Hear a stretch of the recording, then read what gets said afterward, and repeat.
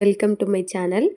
ఈ వీడియోలో నేను సింపుల్గా అండ్ చాలా టేస్టీగా ఉంటుంది, చింతపండు కానీ అసలు ఎక్కువ మసాలాలు లేకుండా ఇంట్లో ఉన్న వాటితోనే సింపుల్గా తొందరగా అయిపోయే టేస్టీ ఎగ్ గ్రేవీ కర్రీ ఎలా చేసుకోవాలో ఈ వీడియోలో చూద్దాం.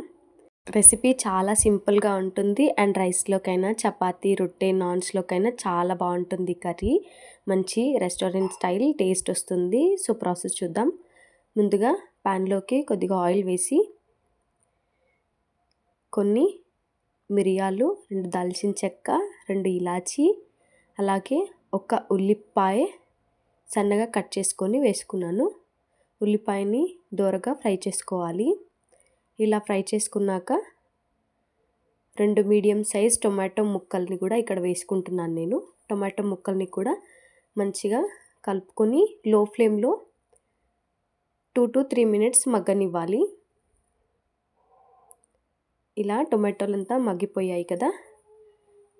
ఇలా మెత్తబడ్డ టొమాటోని తీసి పక్కన పెట్టుకోవాలి.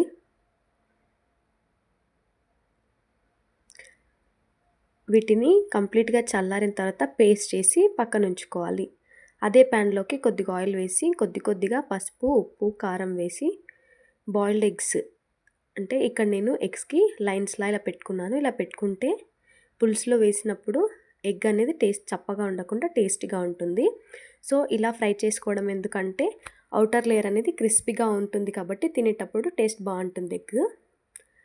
సో ఇలా ఫ్రై చేసుకున్న వాటిని కూడా ఎగ్స్ని పక్కన పెట్టేసుకోవాలి.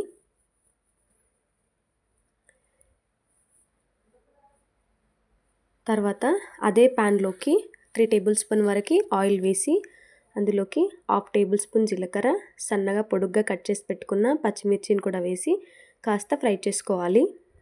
అండ్ కొద్దిగా కరివేపాకు కూడా వేసి, అలాగే అల్లం వెల్లుల్లి పేస్ట్ కూడా వేసి లో ఫ్లేమ్లో పచ్చివాసన పోయేంత వరకు ఫ్రై చేసుకున్నాక ముందుగా వేయించి పెట్టుకున్న ఆనియన్ అండ్ టొమాటో ప్యూరీని కూడా ఇందులోకి వేసి కొద్దిగా పసుపు, రుచికి సరిపడా ఉప్పు కారం అనేది రుచికి సరిపడా చూసి వేసుకోండి. వీటన్నిటిని మంచిగా మిక్స్ చేసుకోవాలి లో ఫ్లేమ్లో ఉంచి. ఇలా బాగా మిక్స్ చేసుకొని ఆయిల్ పైకి తేలుతుంది కదా, అప్పుడు కన్సిస్టెన్సీకి తగినన్ని నీళ్లు పోసుకోవాలి. దీన్ని మంచిగా మిక్స్ చేసుకొని కొద్దిసేపు ఉడకనివ్వాలి మీడియం ఫ్లేమ్లో. తర్వాత ఫ్రై చేసి పెట్టుకున్న ఎగ్స్ని కూడా వేసి మంచిగా కలుపుకుంటే కొద్దిసేపు మూత పెట్టి మళ్ళీ 3 to 4 minutes ఉడకనివ్వాలి. స్టవ్ ఆఫ్ చేసే ముందు లాస్ట్లో కట్ చేసి పెట్టుకున్న కొత్తిమీర వేసి కొద్దిగా కలిపి స్టవ్ ఆఫ్ చేసుకుంటే అంతేనండి. చాలా సింపుల్గా అండ్ ఎంతో టేస్టీగా ఉంటుంది ఈ ఎగ్ గ్రేవీ కర్రీ. ఒక్కసారి ట్రై చేయండి, మళ్ళీ ఇలాగే చేస్తారు, అంత బాగుంటుంది.